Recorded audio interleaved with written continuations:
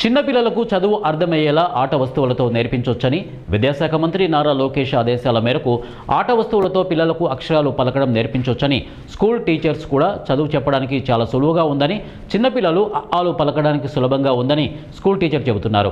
ఇక బిల్హల్ గ్రామం సర్పంచ్ చిన్నపిల్లలకు చదువు ఎంత అవసరమో చెప్పాడు.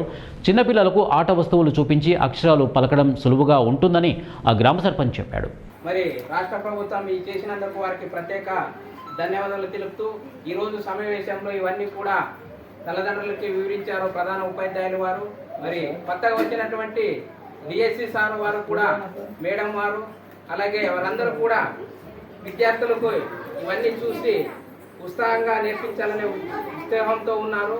వారు కూడా విద్యార్థులకి ఐక్యమత్యంతో మరి విద్యని అభ్యసించి బోధించి ఉన్నత స్థాయికి విద్యార్థులను తీసుకువెళ్తారని ఆశిస్తూ ఇంతటితో ముగిస్తుంది. GFLN ప్రోగ్రాం గురించి జాతి పితార అనే కిట్ గవర్నమెంట్ సరఫరా చేయడం సార్.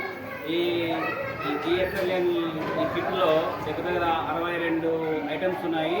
ఈ 62 ఐటమ్స్ ఉపయోగించి పిల్లలకు బాగా ఆడుతూ పాడుతూ వాళ్ళు